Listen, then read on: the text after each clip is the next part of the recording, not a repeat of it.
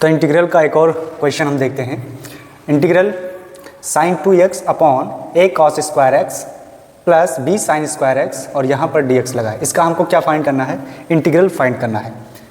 देखिए इस सवाल में क्या क्या कैसे इसको लगाएंगे हम।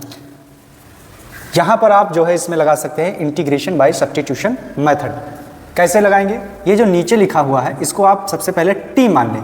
तो let a cos square x plus b sin square x बराबर t हमने मान लिया।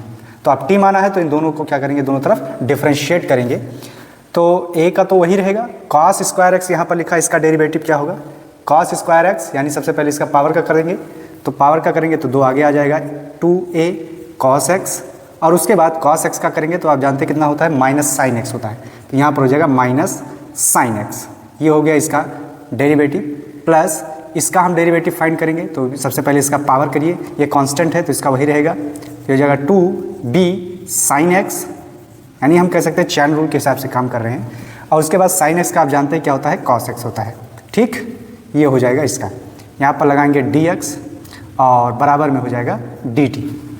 अब आप यहाँ पर थोड़ा सा इसको और चेंज करेंगे, ध्यान से देखिए। अगर ये 2 यहाँ पर होता तो क्या होता? तो ये हो जाता, बहरहाल यहीं पर है 2, मल्टीप्लाई में है तो यहाँ पर भी है, तो 2 cos x sin x आपका sin 2x हो जाता। अगर ये 2 यहाँ होता तो ये हो जाता 2 sin x into cos x। ठीक है, तो ये आपका हो जाता वही sin 2x के बराबर ही हो जाता। ठीक है, जैसे मान लीजिए कि ये इस तरह लिखा होता a2 ऐसे लिखा होता। ठीक, और यहाँ पर भी ये इसी तरह लिखा होता, यहाँ पर 2 होता, यहाँ पर b होता। तब ये आपका देखिए इतना किसके बराबर, इसके बराबर। आप जानते हैं sin 2x का फार्मूला ये आगे पीछे लिखा है, लेकिन sin 2x का फार्मूला हो जाता। तो आपका हो जाता माइनस a sin 2x। ठीक, और ये भी हो जाता प्लस b sin 2x, ये फार्मूला इसका बनता। और यहाँ पर हो जाता dx बराबर dt। अब उसके बाद दोनों में कॉमन क्या है, तो sin 2x आप कॉमन ले लीजिए। आपके पास हो जाएगा b माइनस a, मतलब इसको हम माइनस a प्लस b होता, लेकिन हम यहाँ पर डायरेक्ट कर दें कि माइनस को यहाँ पर कर दिए।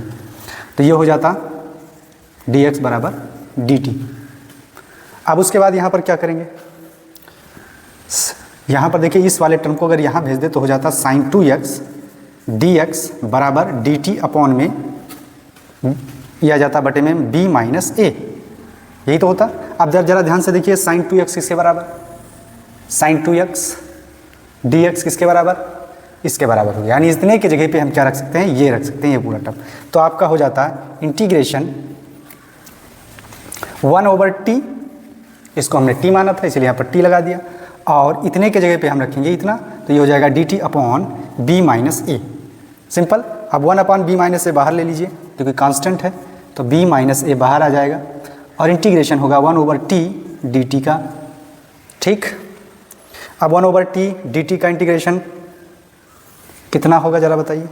1/t यानी 1/x बराबर किसके होता है, log x के। तो ये हो जाएगा 1/b माइनस a और ये हो जाएगा log t प्लस c, ये हो गया। अब t के जगह पे जो आपने माना था उस वैल्यू को यहाँ पर रख दीजिए और आपका आंसर हो जाएगा। तो यहाँ पर हो जाएगा 1/b minus a log t के जगह पे क्या रखेंगे, t के जगह पे हम क्या रखेंगे, ये रखेंगे a cos square x plus b sine square x, simple, और प्लस c। ये है इसका क्या आंसर।